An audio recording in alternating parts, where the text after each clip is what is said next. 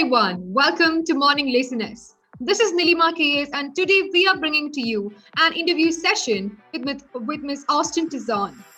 Morning Laziness is an online magazine dedicated to women. It showcases various articles, personal life stories, and interview sessions on different matters concerning women.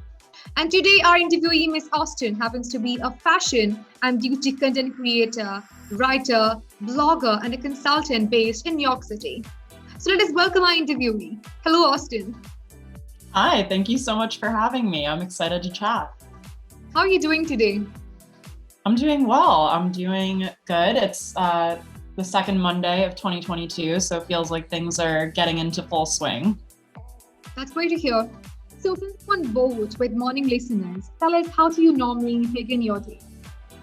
So I typically have two kind of different types of morning routines.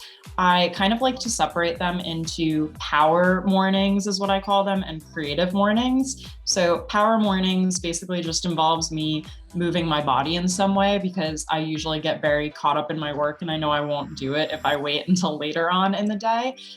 So that might involve taking like a spin class in the morning or going for a long walk or just doing something to kind of wake myself up and move my body. And then for creative mornings, if maybe I really just have something I'm super excited about and passionate, ready to dive into, I will typically kind of try to focus in on one work task that I'm really excited about.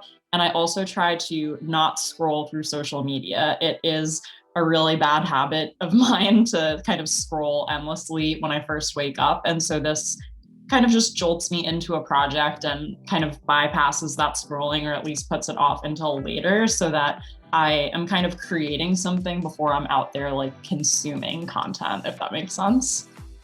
Right, it makes really sense. And I like your message, the way you divide your mornings into four mornings and the one where you're creative. So, how was your new year? Did you prepare a list of new resolutions?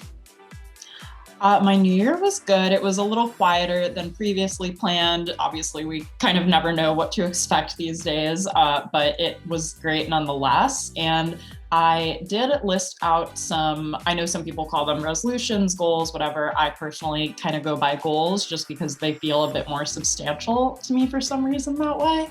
So I did list out some goals where I try to separate them into personal goals, like just things that I want to do on my own, obviously kind of career and business focused goals, and then also more like health and wellness goals, which basically just involves being generally more active, trying to find more fun, like ways to explore my area, or again, go on like a morning walk or something like that, which I know is just so important, not only for your physical health, but also for your mental health, which is something that as someone who's self-employed and someone who works from home is always kind of something that I'm thinking about. And last year was a really exciting year for me and basically like my business. So I was able to leave my full-time job to pursue content creation full-time. And that was a big year of firsts and kind of like planting the seeds in a sense. So a lot of my goals for this year that are business focused are really about expanding and thinking about what I can build for my community and how I can continue to nurture those relationships that I have with people who I've been fortunate enough to connect with online.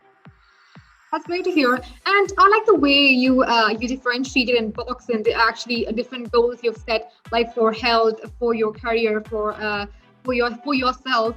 I think it's something that we should all try to put focus on. Like when you differentiate your goals, it really helps you to focus more and concentrate more on that particular one.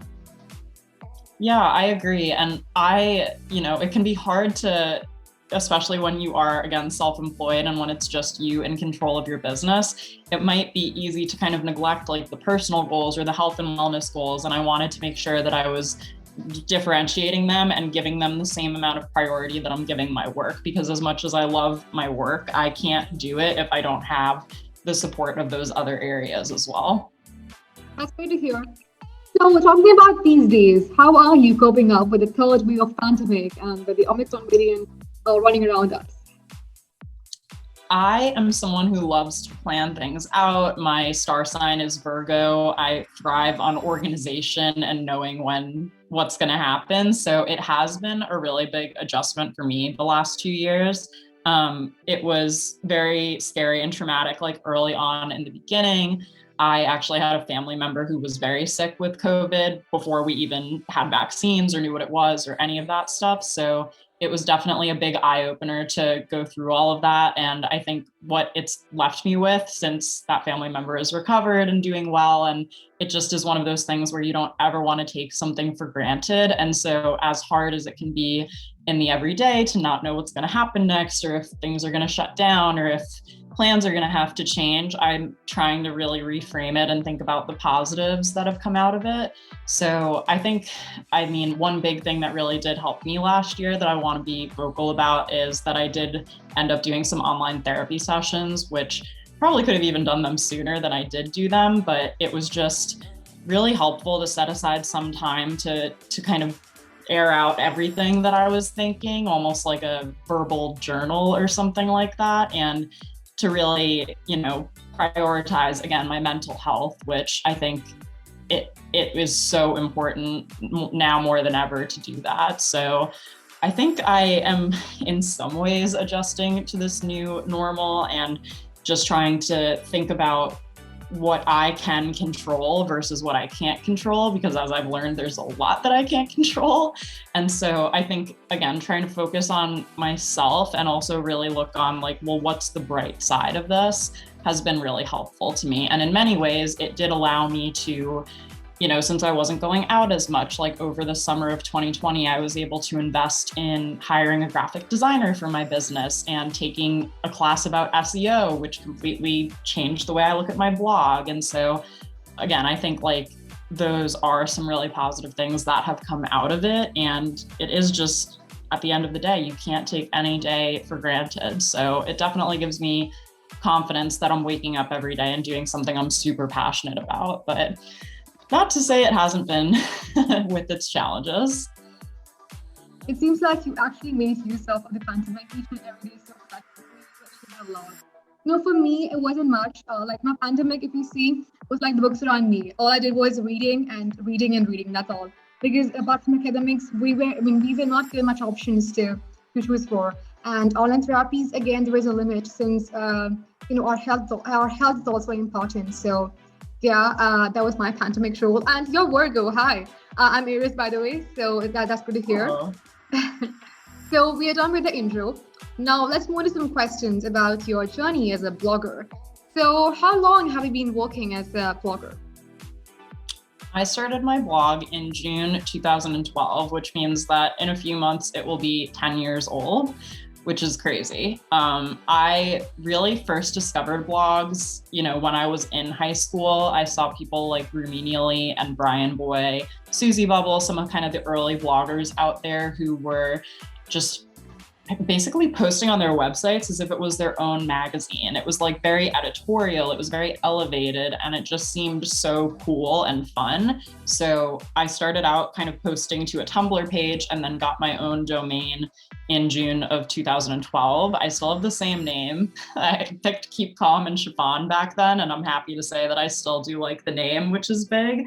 And I don't think any of my friends really understood what I was doing. I would ask them to like take outfit pictures for me, like take more than one in a row. I started posting to Instagram around the same time. And so it definitely has been a while, and it's crazy to see how much the whole industry has really changed and evolved in that time. Right. So what exactly fascinated you to start blogging? I grew up just reading and loving magazines, and I really did want to work at one day, which I ultimately did get to do. But what I found really interesting about a blog was, with magazines, you have editors, and editors obviously come with tons of experience. They're super good at what they do. They have a really great level of taste, but it kind of appealed to me that almost blogs made it seem like anyone could be an editor. You could be the editor of your own blog or website. And it always fascinated me to have kind of like my own little corner of the internet. That was something that seemed so fun, like having a website that you could, like, I could tell you, hey, go to this website, and like you would see what I was seeing. It just seemed so it just seemed like such a great way to connect. And I have been floored by how many people all over the world, clearly, that I've been able to connect with in doing this. And so it just seemed like fun also. It just seemed like something that was really creative and that you could do no matter what your skill level was, no matter what your budget was. Like if you had Wi-Fi access and any camera, you could start a blog. Well, that's great to hear from you. And I can kind of relate to how much excitement you got when you saw your first official blogging page launching, because like for me, at the age of 16, when my first author page was launched, I was like super excited. So having your own corner in the internet, like as a blogger, seems to be too exciting. Yeah, and I still do get that kind of rush of adrenaline, like when I publish a new post or even like a YouTube video or something on Instagram now. And it's just because it's something that you put that time and effort into, but that you're sharing with other people too. And the fact that you can get comments and that there's so much more engagement now than there also was when I first started out. Like if I got a comment on a blog post, I would freak out. I would be so excited. Like someone read this and liked it enough that they stopped and like left me a comment. And that still never ceases to amaze me. Right. So tell us something about your blog, Keep Calm and Chiffon. What type of content do you publish on this platform? Sure. So as the name might allude to, chiffon being a fabric, it really did just start out as a fashion blog. And I was basically mimicking what I saw some of those other kind of early leaders in this space doing, which was kind of sharing daily outfit photos, but instead of sharing them to, a platform like Lookbook, which is such a throwback, it's almost like the pre-Instagram for fashion bloggers, or even Instagram, it was sharing it to like your own space. So again, you were kind of in control of, is there a cool header? What color are the fonts? Like, what does the styling and all of this look like? So for a long time, it was just outfit photos. And over time, it really evolved to starting with little things like maybe a few outfit photos and a paragraph of what I did that day, and then more outfit photos, but offering like a styling suggestion or kind of trying to teach something other than just throwing up a photo with no context. And so I feel like my editorial sense kind of started to develop, especially when I started interning at magazines in college. But it was just a fashion blog for about 5 years. And then I published my first beauty post, I think in 2016. And I was so nervous to talk about beauty, even though I loved beauty and really wanted to be involved in it. And all I had to go off of was my own personal experience. And so I had to realize that that was still interesting to people, that could still be helpful for me to just share what I know about it. I wasn't an expert at the time, and I definitely know so much more now, but it really was like just taking that first step to trying something else that kind of helped the blog expand a little bit. So then I kind of started publishing all different types of content. And one form of content that I really loved that I had started publishing was more like career focused content, like how I first started the blog, how I started working at magazines, like the behind the scenes in a sense, because especially magazines seemed like such a gatekeeping industry. It seemed really hard to break into, and there wasn't a lot that I knew about, how it all worked. So I was really enjoying creating that type of content too. And so today, the blog is fashion and it is beauty, but it is also kind of like an industry perspective or like a behind the scenes look at the whole thing too and how it all works together. Well, since you have got a load of experience while blogging on your back, what advice would you like to share with the women readers who are interested in blogging? There is still so much room for bloggers. I think that there's a concept that maybe it's too late or that it's oversaturated, and that's just simply not true. I think that if I could go back, or if I were starting a new blogger website today, I would encourage people to try as much as possible to kind of pick one category that you're really, really passionate about. It's not to say that more lifestyle type sites can't be successful, but in the beginning, when you're trying to grow and establish authority with Google and Google's algorithm, they really look at do you have authority? Are you a trustworthy source? Do you have any expertise? Because when they go to rank things, they want to make sure that they're providing the searcher with a great resource that's going to solve their problem, answer their question, get them to the next step of what they wanted to do. And the more that you can understand user intent and what people might be looking for, and this is why search engine optimization is so important, like definitely the number one thing that I would encourage a new blogger to look into and get familiar with. At the end of the day, humans are going to be reading your blog, people who want to know things, people who need your advice or your guidance or your recommendations. So always think about how you can kind of show up and serve your user, but just know that there is definitely room for you. That's great to hear. So where do you see yourself in the next 10 years as a blogger? It's kind of such an interesting question because I'm always curious about the future of this industry. Like as of right now, in addition to my blog, I publish a lot of content on social media. And part of me is wondering, like, am I going to wake up and be 60 and like go to my Instagram stories and say, hey guys, so I just found this new lipstick today, like had to tell you about it. So it is definitely interesting to think about the future of this industry. I know for me personally, and this is something I tell other, aspiring content creators, bloggers, influencers, it's so important to have more than just like your Instagram account and to have something that you own and that's yours and to have a way of making money independently if it's something you want to monetize. I know there are people out there who are happy to start blogs just because they're fun or Instagram pages just because they're fun. But if you're interested in this being your job, to have a bit more foresight into like, how does this sustain itself? How does this last like 5-10 years into the future? And so I think for me, I'm really interested in kind of developing more like educational programming for bloggers and tools for creators. So I hope that I am still creating content in some way, shape, or form, but that I also have a business that can provide, maybe courses and again, like resources or maybe even new tools or apps and things that can really help content creators. So that would be kind of an ideal situation. Right. So from that, we come to the end of that blogging questions, and now let's move on to some questions about self-employment. So how would you like to comment on the pros and cons of being self-employed? Oh, well, it's funny because this is technically my second go round at being self-employed. So when I used to work as a magazine editor, I went through some industry layoffs, just with a change from print over to digital. And I was on the print team at both publications that I worked on. So I actually experienced layoffs at both magazines that I had worked at and ended up being like full-time freelance and self-employed for about 1.5 years.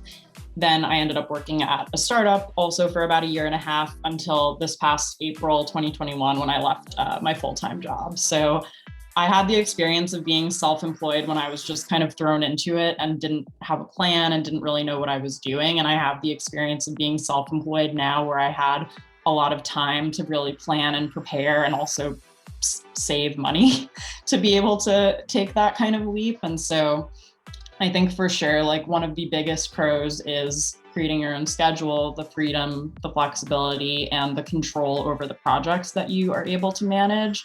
And the obvious downside or con or thing to be aware of is that nothing's guaranteed. You aren't getting a paycheck every 2 weeks. You don't necessarily have benefits and things like that. Your next project is totally dependent on you. So I think that it's really important for anyone who is considering being self-employed to really think through what it would all look like. And it sucks to do, but just write down everything and also plan for the worst case scenario. Like how much do you pay in rent each month? What would independent insurance cost, at least like here in the United States? And then like what else are your expenses? Do you have Netflix? Do you have this? Do you have that? What qualifies as a business expense versus just your personal expense? Are you prepared to hand over like 30% or 25% of what you make in taxes each year? there's just a lot of math that has to go into it. And if you're a creative person like me, that's not necessarily the most fun way to spend your time, but it is just important to think through.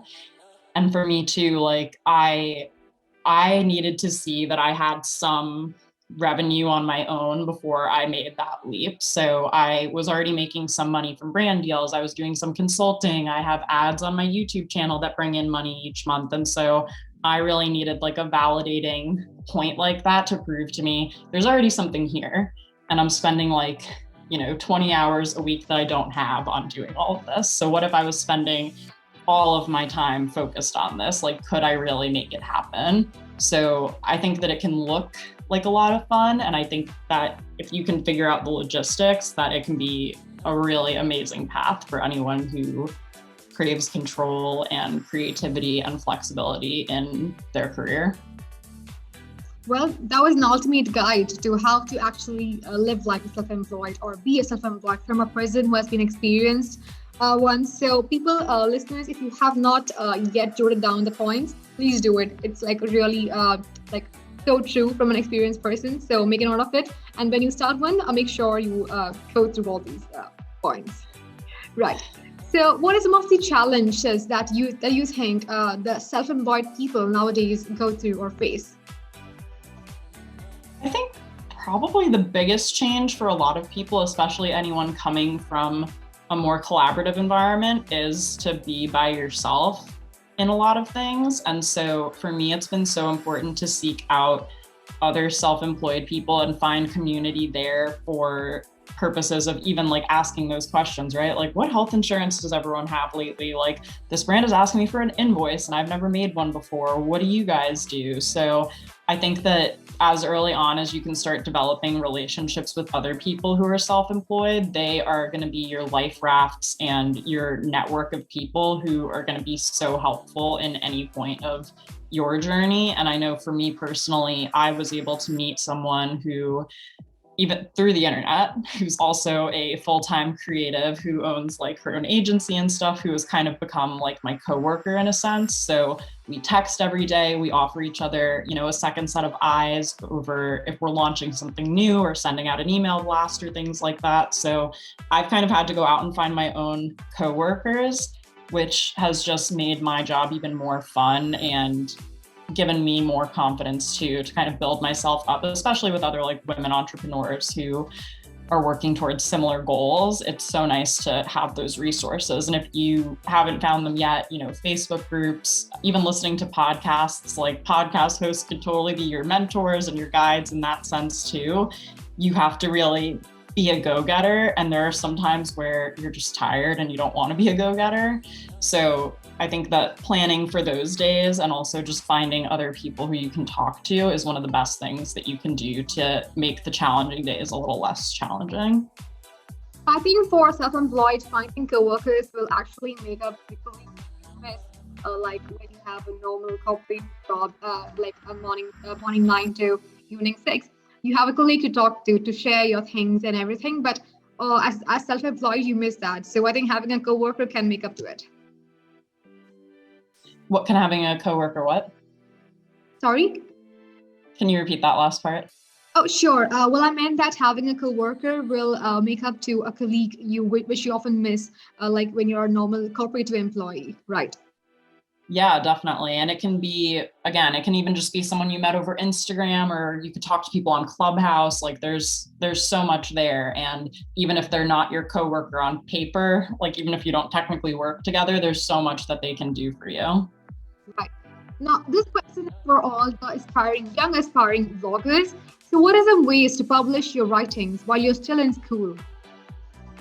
Yeah, there's a few different options. Obviously, we've kind of covered and talked about self-publishing on a blog. I mean, I was doing that when I was in college and was able to use those blog posts even to apply for internships like at publications. And that was really great to kind of have clips in place for when they asked for writing samples that I could even refer to and link in an email, which back then was probably unexpected. I think people were kind of submitting like attachments with their articles.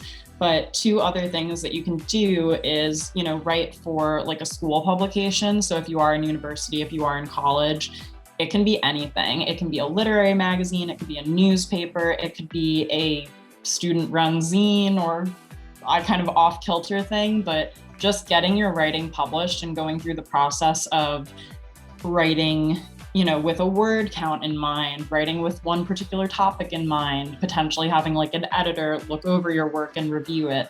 The more you do it, the better that you'll get at it. And the other thing that I would say is it's never too early to start pitching like big publications, national publications, if you're interested in that.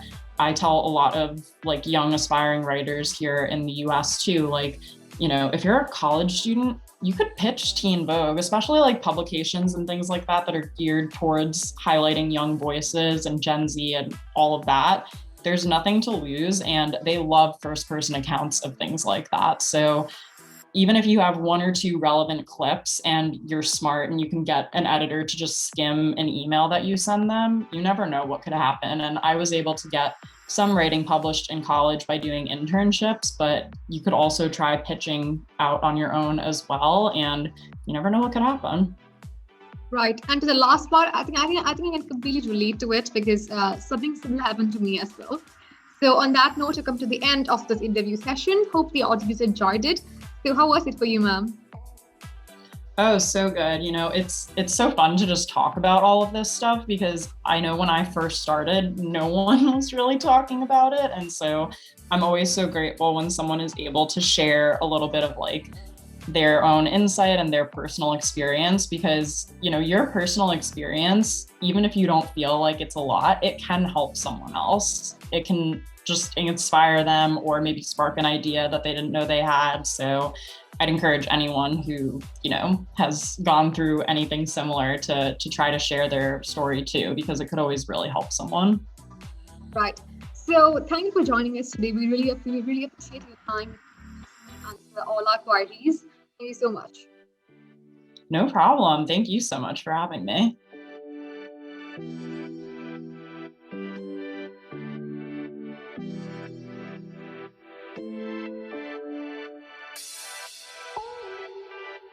Na, na, na.